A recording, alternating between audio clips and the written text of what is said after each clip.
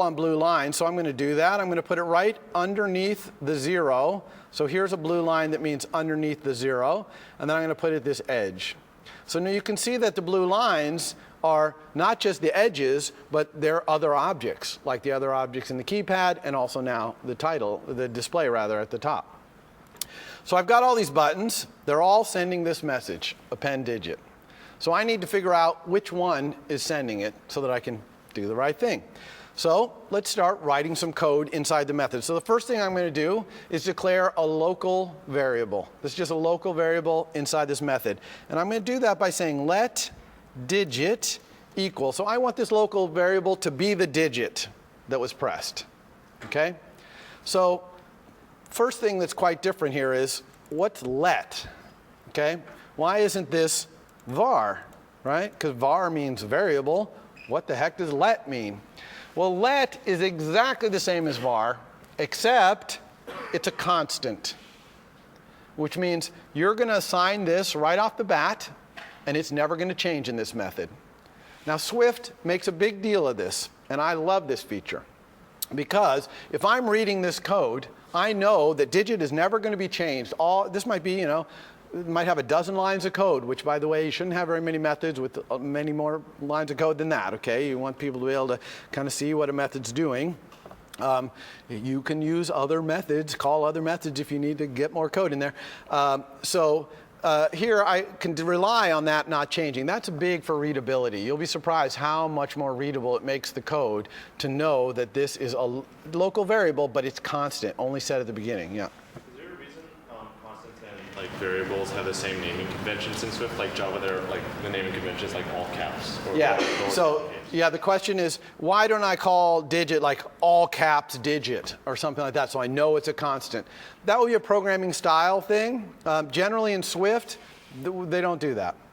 And I'll show you why that is in a moment, okay? Why you don't really need to do that, because you can very quickly find out the declaration of any symbol anywhere with one click, and you'll see that. Good question, though. All right, so I want to let the digit equal the number that's on the sending button. So I'm going to have to send a message to this button. Okay? I'm going to have to somehow access this button. So I'm going to have to do sender something. Give me what your title is. Okay? So this is a good time to talk about the documentation, because being a good iOS developer really demands that you are good at navigating the documentation. Luckily, the documentation is really well plugged into Xcode. For example, if I want to find out about button, all I need to do is hold down the Option key, okay? And watch what happens now. As I mouse over things, everything, it turns blue with a dashed blue line under it, okay? If I click on it, it gives me a little blurb from the documentation about this thing. So it's saying, here's a button is a class, here's its inheritance, here's a little bit of what it does, and really awesome at the bottom here, here's a link that takes you to the detailed documentation. So I'm going to click this little link right here. It's going to bring up a documentation window with a UI button in it. Hello. Did I not click that right thing there? Oh, I hope I don't have a network issue here. Okay, well, I guess I'm not connected to the network. That's the problem. So it's getting this off the network. Okay, so imagine that there was documentation here. And it would have, along this side here on the left, all the instance variables or properties and methods of UI button. And you could click on any one, and in there would have a full description of it here, and all the types that it referenced you could click on in here, and basically it's a hyperlinked documentation system, as you can imagine. I'll try to get the networking working on Wednesday, and we'll take a look at this. But if I was looking in here, I'd look down in the section that says getting the button's current state, and I'd find that there's an instance variable or property there called current title. Okay? This is unfortunate, I'm not going to be able to link these things. But so how do we access a property or call a method in another object? Well, it looks exactly the same, whether you're calling a method or accessing a property, which is you use dot. Okay, this is the same syntax that's used in a lot of languages, is to do dot. And so when you do that, Xcode's going to say, oh, well, here's all the things button knows how to do. Okay? And as you can see, button knows how to do a lot of things because it inherits from a class that inherits from a class, inherits from a class that all have lots of methods in them. So when I looked at that documentation, I found that current title was the thing I wanted. Now notice as I start to type a C, it's already cutting down the things that could be starting with a C, and then CU, they cut down even more. I can type tab to get to the first ambiguity point. Then I can type T, okay, and then tab again. I'm here at current title, and then I can press return. Okay, so there it is, digit equals sender current title. What's going on here in terms of sender title? Let's go ahead and print this out to the console just to see what's going on. So I'm going to print len, which is a function, a global function, that takes a string, so I give it a string. And inside that string, I'll type digit equals. And now I want to embed the value of digit in this string. And Swift has a really cool feature, which is backslash, open parentheses, close parentheses. If you put that in a string, and then inside there you put some expression, then it will evaluate that expression, turn it into a string, and embed it in this string. Okay? So it's really easy to println values by using this backslash parentheses. Okay? So let's go ahead and run and see what happens when we press these buttons, see what kind of result we get. It's not going to be quite what we expect, but let's see. All right, so here's our UI. We've got our buttons. That's a good start. And now, and the console, where's the console? Watch this. I'm going to press a button, 5. The console appears at the bottom here. See this down here? This is the console. And it's saying digit equals, optional 5. Okay? How about a 9? They're all optional. What the heck is going on here? Okay? This is crucial to understanding Swift. This is probably the most important thing to understand that people don't quite get right from the start. So we're really going to focus here on understanding what optional means right there. Okay, so let's go back to our code and look at this. Oh, and by the way, when the console appears down here, you can make it go away with this little button, or you can just drag it out of the way. Okay, but sometimes it's nice to have that console still there so you can look at your output while you're, reacting to whatever you found. In fact, we will leave that there so you can see the optionals. All right, so what's going on here? Well, what's happening here is, well, first of all, don't you find this a little bit odd? Let digit, I didn't put a type. See that? What type is digit? Okay, there's no type in there, no type information whatsoever. So does Swift have untyped variables? No, it's the exact opposite. Swift is very strongly typed, okay? All variables have a type. You have to specify a type. But Swift is also incredibly good at what's called type inference. So we can infer the type from the context. So here, I let digit equal whatever this is, this current title, and so it just made digit be the same type as this, okay? Now, back to the question earlier, so what type is that? Well, if I hold down option, okay, just like we used option to go look into the documentation, we can also option click on our own variables to see, are they constant, are they variables, and what type are they? So watch this. Option click, it says digit is of type string question mark. Okay, string question mark. That question mark means optional. So there is a type in Swift, it's a type called optional, okay? Optional, that type, can have only 2 values. One value is not set, okay? This optional is not set. Either it has never been set or someone set it to the not set state. They unset it, if you want to think about it that way.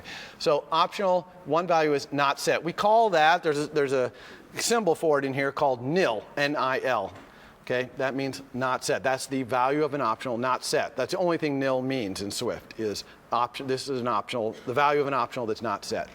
What's the other value that an optional can have? Well, the other value is something. It's set to something, okay?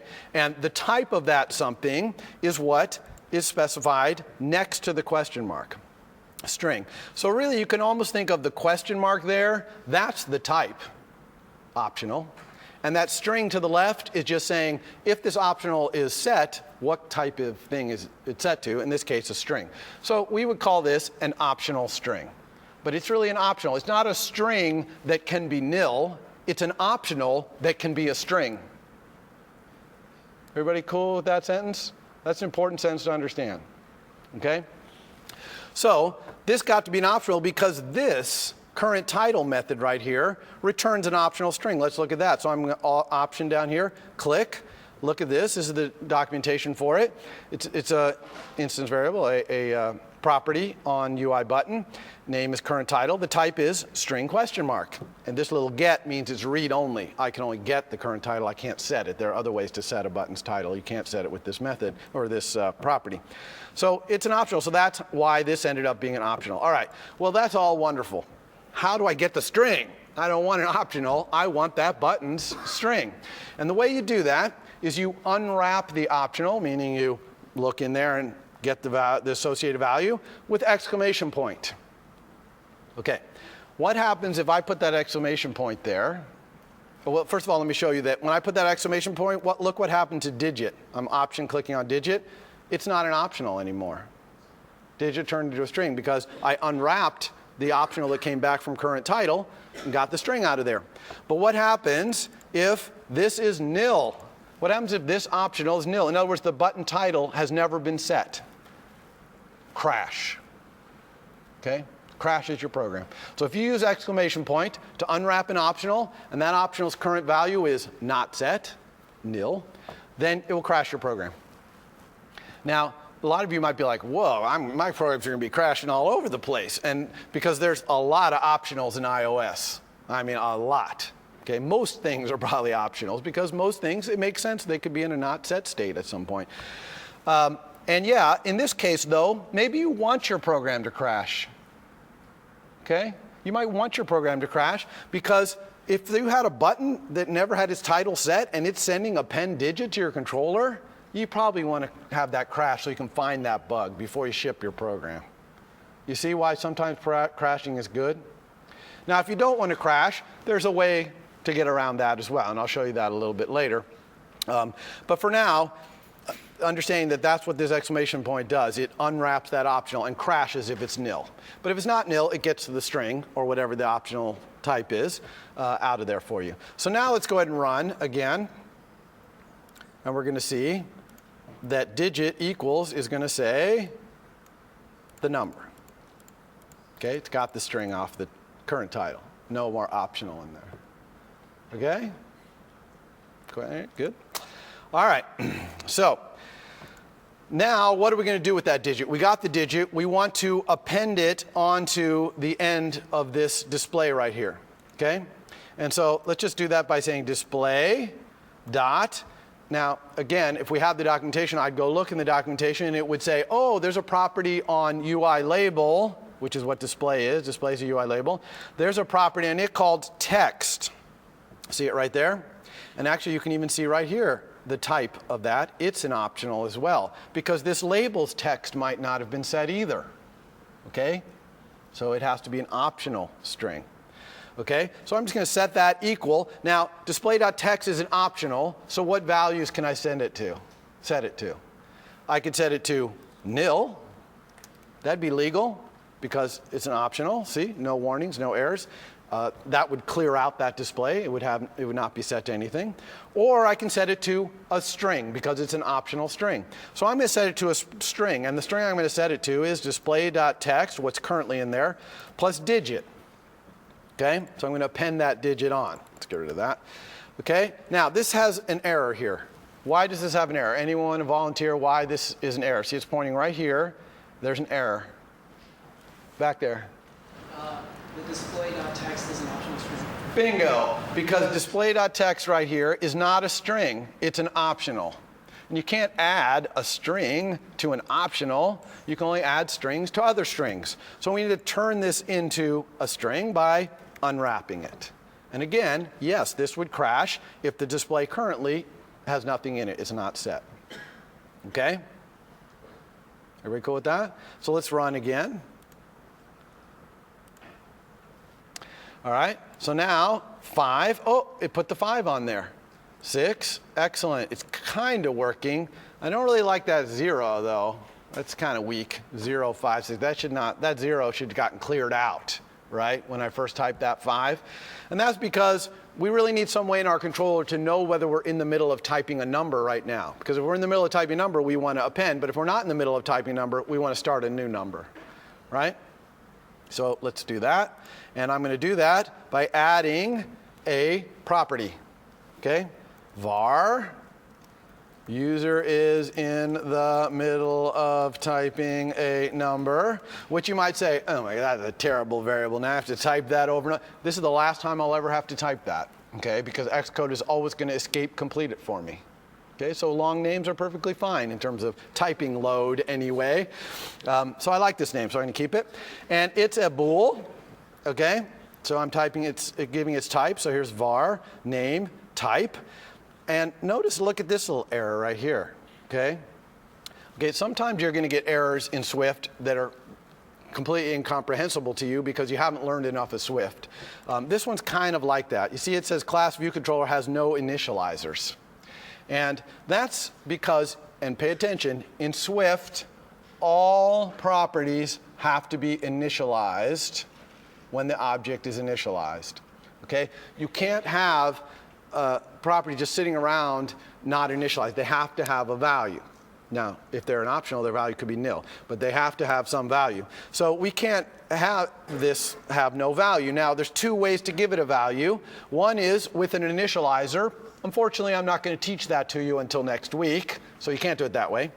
Another way is just to say what it equals right here. Okay? And boom, gets rid of all our errors.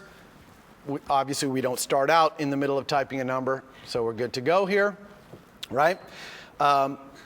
So now we know whether the user's in the middle of typing a number. We can go down here and say if the user, now again, I'm just going to hit tab to jump past this, maybe a couple times. But if the user is in the middle of typing a number, then we'll do what we were doing before. Otherwise, we're just going to set the display.text equal to the new digit we just typed, okay? And we're going to say that the user is now in the middle of typing a number. Question? Why would we have to do with display initialize? Why did we not have to initialize this? That's a fantastic question, and I'm going to talk about that on Wednesday because there's only 1 minute left.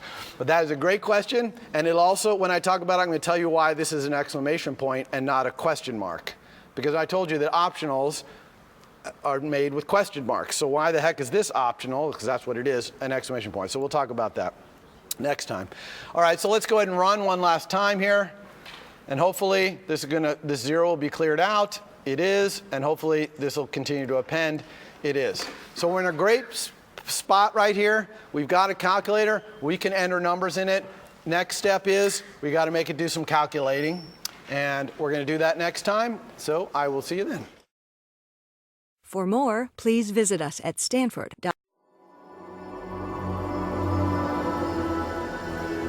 Stanford University. All right, well, welcome to Stanford CS 193P, winner of 2015. This is lecture number 2. Apologize up front for my terrible voice. We're going to try and get through this as best we can today. Our topics are twofold. We're going to continue the calculator demo that we started in last lecture. And then we're going to have some slides about this model view controller object-oriented design pattern that we're going to use in everything we do when we build applications in this class. All right, so let's get started with that demo. Again, here's a slide with a summary of kind of the important things we're going to talk about. You don't need to read those in advance here. It's more for reference. My slides in general, I post them. It's mostly intended to almost be note-taking for you, to be able to go back and try and figure out, oh, what did he talk about that day? Oh, yeah, what's important, et cetera. So my slides do tend to be a little bit dense. I tend to put a little more on them than just bullet items. But that's because I want you to be able to look back and kind of get just a little bit more depth to remind yourself what I talked about. Okay? All right, so this demo, if you'll remember last time where we left off, we had gotten the keypad fully working. All right, and we were talking a little bit about properties and instance variables and how we had to initialize them. And someone asked a question right at the end of lecture, perfect timing. What about the little outlet that we dragged out, that display UI label exclamation point? How come we didn't have to make that equal to something to start? And that's where this demo is going to pick up. Okay? Okay, well, let's dive back into this demonstration where we left off, which was this line of code here. And we had just talked about the fact that we have to initialize all of our variables in a class, in any class. And so that's why we need this equals false here. We wanted the equal false too, but we needed it. And yet it didn't seem like we needed one here. And why was that? Well, it turns out that this right here, even though it doesn't quite look like one, is an optional. And optionals automatically get equal nil given to you. So you don't have to actually put the equals nil here. So that's why, so this one is getting initialized. It's just being done automatically for you. But let's talk about the look of this thing. It's got this exclamation point here. And if it were an optional, you'd be used to it having a question mark. For example, when we look at this optional right here, current title, you see it's string question mark, not exclamation point, question mark. So what's the difference between a question mark and an exclamation point here? And the answer is it makes no difference to the actual type. It's still an optional whose value here could be a UI label. But it matters on the usage of it. And this is purely just a kind of compiler helping you out thing here. But if we look, when I change this to a question mark, you see that some errors appear down here. So let's click on one of these errors, like this one, and you can see the error is that UI label question mark does not have a member name text. In other words, you can't send text to a UI label question mark, which is what this is. And that makes sense because a UI label question mark is an optional, and obviously optional doesn't respond to text. UI labels do, but optionals don't. So why are we getting this error now when we weren't getting it before? And how do we get rid of this error? Well, we could certainly get rid of this error by just putting an exclamation point here. That would unwrap this optional. And now this would be a UI label right here. We can send it text. And we could do the same thing up here. We can unwrap it there, and we can unwrap it there. And that gets rid of all our errors. But this is kind of an interesting property in that even though it's not initialized at the very beginning of our class's creation, it starts out as nil, not set. As soon as this user interface over here gets loaded up by this view controller, then this gets wired up, right? So that gets wired up, and this is set, and then it's set forever. So it's really kind of would be sad if we actually, every time we used it, had to unwrap it all the time. So these kind of properties that get set very early, maybe not right at creation like this one, but they get set very early and then they stay set all the time. You can, instead of putting a question mark in their declaration, we're talking about their declaration here, you can put an exclamation point.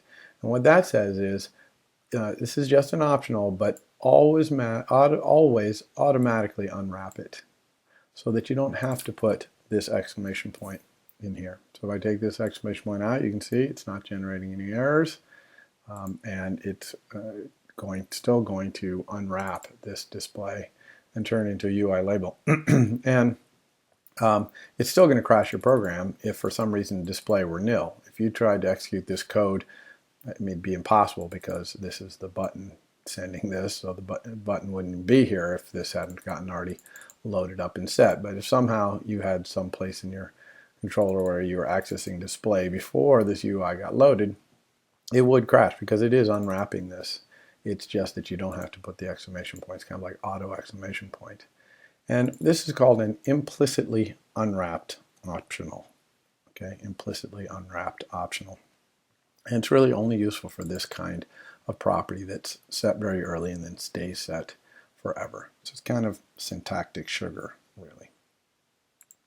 Okay, so let's move on to the next button in our UI right here, which is going to be an enter button. Now, our calculator does not have an equals sign, so you're probably used to calculators where you say 6 plus 3, and then when you hit equals, it shows you the result. This calculator, a little more like a scientific calculator, has an enter key. And so instead, you put the numbers you want to add or divide or multiply or whatever onto a stack, and then when you press the operation keys, it pulls them off the stack. So that looks like this: 6 enter 3 times, or 6 enter 3 enter times. So the times is going to pull the 6 and the 3 off the stack. Or you could even go 6 enter 5 enter 4 enter, and then go times plus, and that would multiply the top two on the stack and then add the last one on. So we need an enter key here for our calculator. Now I'm going to create that enter key in a way that's actually going to cause a problem for me in a moment, but I want to show you how to resolve that very problem. So I'm going to create this enter key by copying and pasting this digit key right here. And I'm just going to put it in here. Notice how I'm lining these blue lines up absolutely perfectly. I don't want them to be, you know, like it's lined up with that one, but not that one, or vice versa. I want them perfectly lined up, because later I'm going to spread these out over the whole UI. And if I haven't lined these up just absolutely perfectly, then Xcode's not going to quite know what I want here in terms of the relationship between these. All right, so we don't want a 3 on here. We want to have a enter symbol. So I'm going to go up here to special characters. This is on in most Mac applications. You can go to the edit menu and get special characters. And I'm going to search for this one actually. I think it's called a return. Yeah, and these are just Unicode characters right here. And so I want this one that looks like kind of like a return key or an enter key. So I have this, and I'm going to use the same mechanism we used before, which is control drag. So I'm just going to control drag out here, and we're creating an action, of course, because we want this button to send us a message. I'm going to call enter, because that's what it is, the enter key. Now one thing that's different about this one, if you remember when we wired this action up, we had the button who was sending it as an argument, and we don't want that this time because there's only one enter key. We don't really need to talk back to the enter key, so we're going to say none right here. So it also doesn't really matter about this type because we're not going to have an argument, so it doesn't matter what this type is. So let's connect that. You can see right here we have enter, and it has no arguments. Now, what are we going to do inside enter? Well, the main thing we need to do is put whatever number is in this display up here, okay, onto our internal stack. So we're going to need an internal stack in a moment here. Another thing we might want to do is set users in the middle of typing a number to false, because we might have been typing a number, but as soon as we hit enter, we're putting it on the stack. Next time we type a digit, we're going to be starting a new number. All right, so we'll call that user is in the middle of typing a number false there. Now, let's go ahead and actually run this and see how this is working, because there's going to be a little problem here. I'm just going to run this.